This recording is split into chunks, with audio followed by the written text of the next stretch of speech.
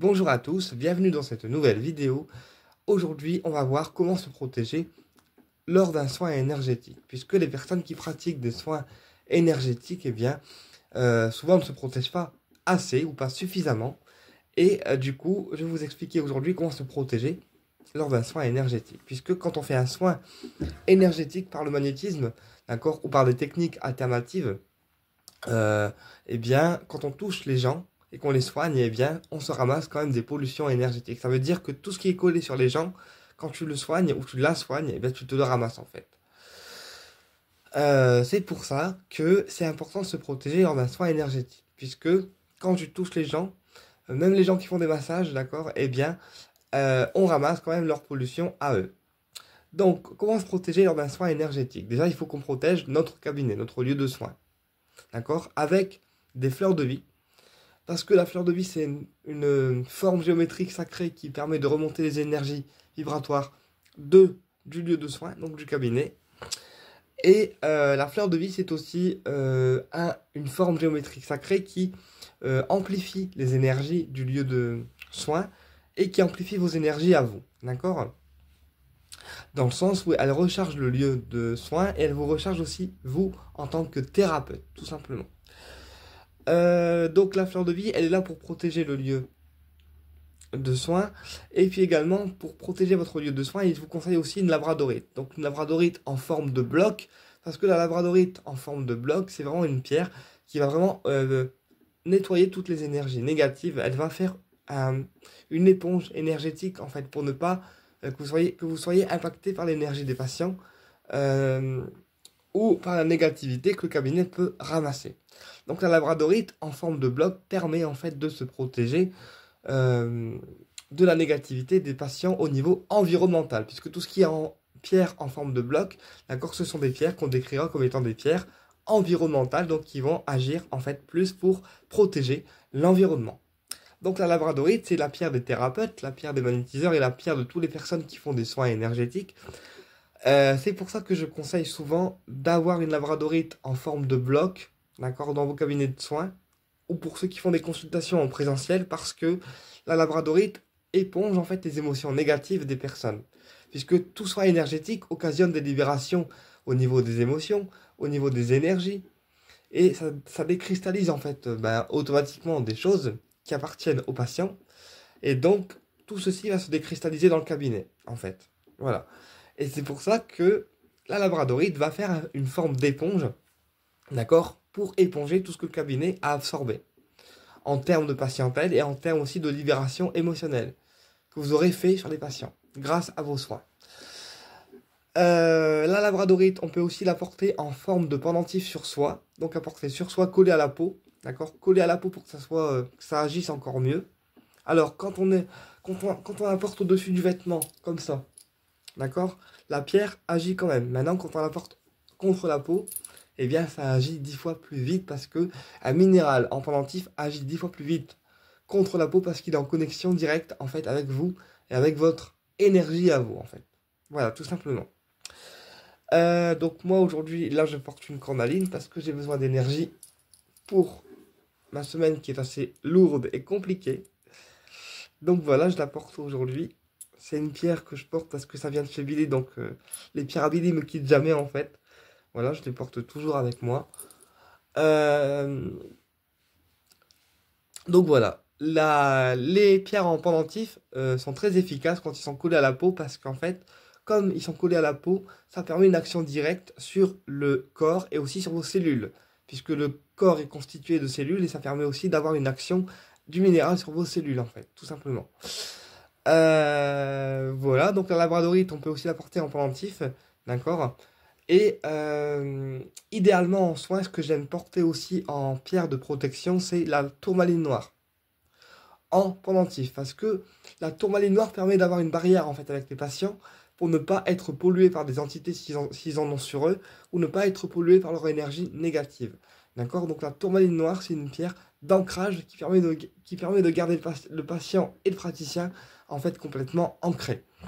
Donc pour le praticien qui pratique des soins énergétiques, c'est pratique de porter une tourmaline noire parce que ça permet de le garder en fait en équilibre. D'accord? Et de ne pas vous faire polluer en fait, vous en tant que praticien. Donc la tourmaline, c'est une très bonne pierre de protection à porter sur soi aussi lors de consultations, que ce soit des soins ou des voyances, ou même des dégagements pour ceux qui en font encore, d'accord, des nettoyages de lieux. Eh bien, la tourmaline noire permet de ne pas être pollué par des entités nocives, puisque la tourmaline dévie en fait les entités de vous, thérapeute, et vous évite d'être pollué. Et ça permet aussi, la tourmaline noire, de garder un certain équilibre et un certain recul, aussi face aux personnes qui peuvent se livrer à vous. Voilà. Donc ça veut dire écouter avec bienveillance, d'accord? Et savoir aussi prendre du recul par rapport à leur situation à eux, et aussi par rapport au bagage énergétique qui ne vous appartient pas. Voilà. Ensuite, en pierre de protection à porter en soin, ce qui est bien aussi, c'est de porter l'œil du tigre, parce que l'œil du tigre, ça donne de l'énergie déjà au thérapeute, et ça permet de renvoyer les énergies négatives en miroir, donc de se protéger un minimum contre tout ce qui est sort, euh, magie noire, et vraiment de se protéger un minimum, vous, en tant que thérapeute. En plus, l'œil de tigre redonne la confiance en soi en tant que thérapeute, et ça redonne aussi de l'énergie, et ça permet d'affronter votre journée en fait avec force et énergie. Voilà. L'œil de tigre, c'est vraiment le côté tigre en fait, le côté force et le côté tigre et confiance en soi. Voilà, donc l'œil du tigre, il est très bien aussi à porter pour vous, thérapeute, sur vous en fait, en pendentif. Mais après, si on préfère les pierres de poche, on peut aussi porter des pierres de poche. Mais personnellement, je conseille des pendentifs parce que c'est toujours plus efficace en fait. Bon, après, voilà, vous faites comme vous voulez. Ensuite, au niveau des pierres de protection, on porte aussi une serpentine. Alors, une serpentine, une pierre verte qui est donc reliée aux anges, et elle évite en fait l'attaque des serpents. Donc, l'attaque des serpents, ça veut dire des serpents qu'on peut trouver dans l'astral, d'accord, comme des serpents des personnes physiques qu'on décrit comme des personnes jalouses, médisantes, mauvaises. Eh bien, la serpentine évite en fait les attaques de serpents, en fait, de personnes qui sont là pour ne rien dire et qui servent à rien, entre guillemets, et qui sont plus là en tant que vipères, en fait. Donc, la serpentine, elle évite en fait ce genre d'attaque-là. Donc, pour vous, en tant que thérapeute, qui travaillez avec les patients en soins énergétiques, vous pouvez porter des pierres de protection comme la serpentine qui évitera en fait de se faire attaquer par des entités nocives ou par des personnes aussi négatives. Et elle va aussi vous relier aux guides et aux anges, donc favoriser aussi une meilleure canalisation médiumnique. Voilà, donc ça c'est tous les pierres qu'on peut porter sur soi. Ensuite, pour la tourmaline dans le cabinet, je conseille une grosse tourmaline dans le cabinet de soins. Pourquoi? Parce que la tourmaline sélectionne en fait les patients qui sont bons à recevoir pour vous. Et au contraire, les personnes qui sont mauvaises, eh bien, elle les repousse. Donc une tourmaline en bloc dans le cabinet de soins sur un meuble, d'accord, elle est pratique parce qu'elle sélectionne les patients qui sont bons en fait à recevoir pour vous. Les personnes qui sont dans votre énergie à vous en fait.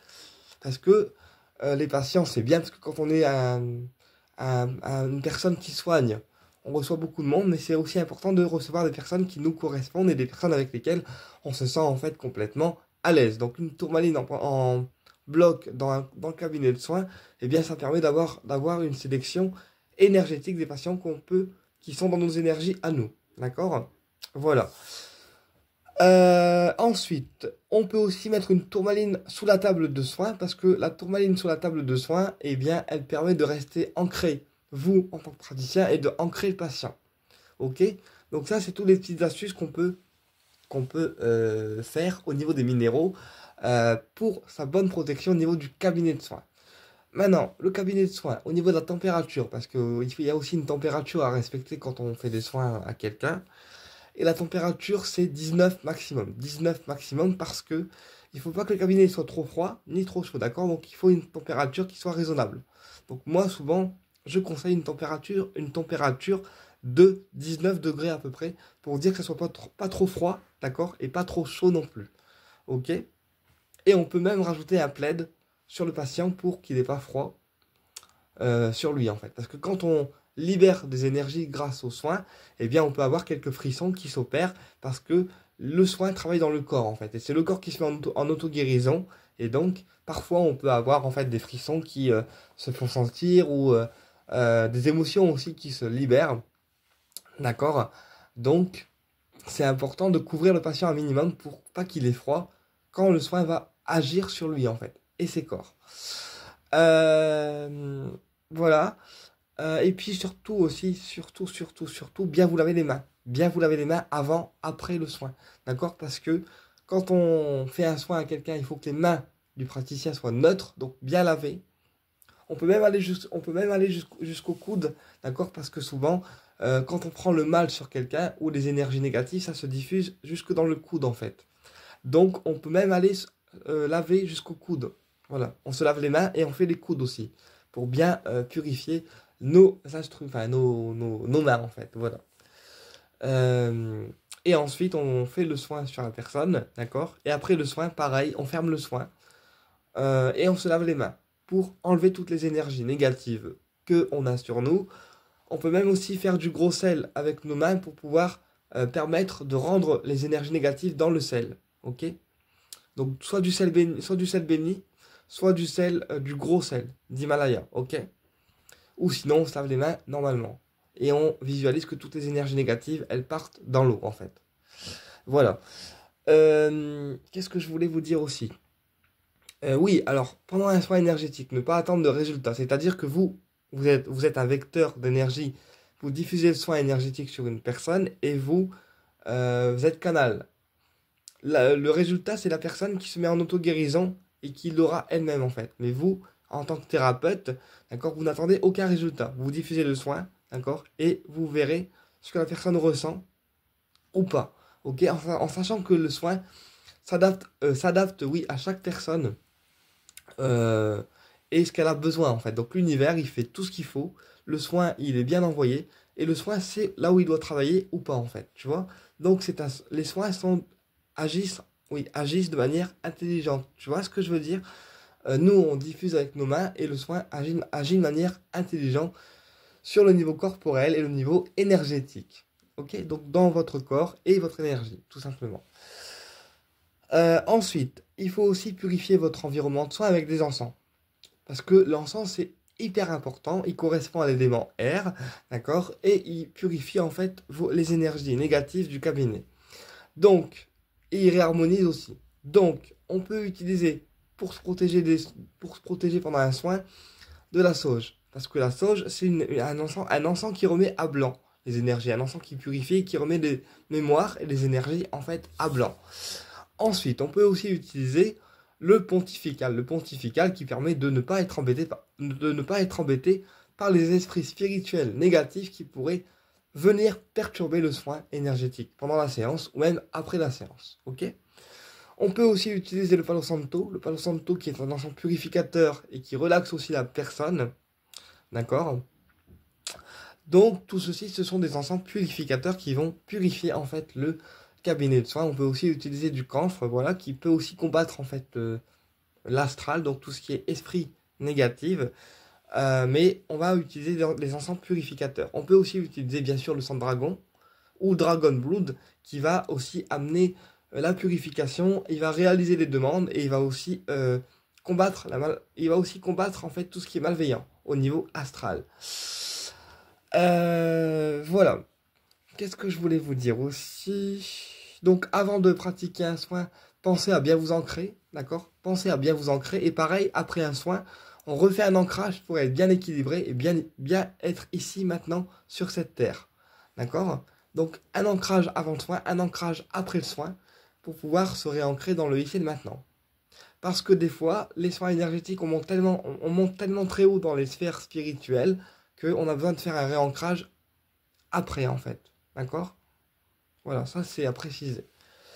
Euh, voilà, et puis bien sûr, on fait une bulle de protection. Alors oui, on fait une bulle de protection bleue sur nous en tant que thérapeute, qu'on appelle aussi la bulle imperméable, qui permet en fait de se protéger des énergies négatives qu'on peut recevoir. Ok? Et puis, à la fin du soin, eh bien, on peut enlever la bulle, mais pendant le soin, on se met dans une bulle de protection bleue, d'accord? Et on visualise que la bulle, elle a un effet miroir, en fait. Tu vois, comme la pyramide bleue a effet de verre, et bien la bulle, c'est pareil. On visualise que la bulle a des écrans de verre, et qu'elle renvoie en fait toutes les mauvaises énergies avant que ça vienne sur vous. Donc sur la bulle de protection bleue, on peut aussi rajouter des écrans de verre si on veut que ça ait un effet réflecteur. Tu vois? Voilà, je pense avoir tout dit au niveau des soins. Ah oui, pareil, pour les soins qui ont des prières, comme par exemple Marie-Madeleine, comme par exemple le soin de Jésus, ou par exemple d'autres soins comme Vénus, ou la Lao-Tzu 13, ou tous les techniques alternatives qui ont des prières en démarrage, d'accord? On fait les prières, nous en tant que praticiens, avant que la personne arrive. Parce que si c'est une personne qui ne croit pas en la religion et qui ne croit pas en Dieu ou qui ne croit pas en les prières, d'accord, ça évite que la personne, en tant que patient, elle soit gênée. Donc les prières de démarrage du soin, on les fait avant que la personne arrive, ok? Et une fois que la personne arrive, on diffuse le soin et ensuite on remercie les énergies, on remercie la divinité qui est associée au soin et ensuite on a fait un bon job, ok? Mais les prières de démarrage de soins ou les protocoles de démarrage de soins, quels qu'ils soient, on les fait toujours avant l'arrivée du patient. Toujours, toujours, toujours. Jamais pendant. Ok? Donc on prend, allez, on va dire 5-10 minutes, et puis on se prépare en tant que thérapeute pour dire que quand le client il arrive, ok, on soit clean, prêt à envoyer le soin. Ok? Et après, on déconnecte le soin par un petit souffle dans les mains, comme ceci. Et on remercie la divinité qui est associée au soin. D'accord? Voilà. Et après la journée de soins, on purifie la pièce, ok? Donc on met de l'encens, on passe de la sauge partout, ok? Et on nettoie avec des rayons, pour ceux qui ont les rayons, votre pièce de soins, ok? Ou sinon, on purifie la pièce de soins en profondeur, et surtout on pense bien à aérer parce que l'aération des pièces prodigue aussi un certain nettoyage, ok? Mais la purification de votre cabinet de soins est importante avant que les clients arrivent et après, pour avoir une bonne protection et une purification en fait en continu pour que l'énergie du lieu soit hautement chargée en vibration. Voilà. Eh bien écoutez, j'espère que cette vidéo vous a plu et je vous dis à bientôt pour une prochaine vidéo.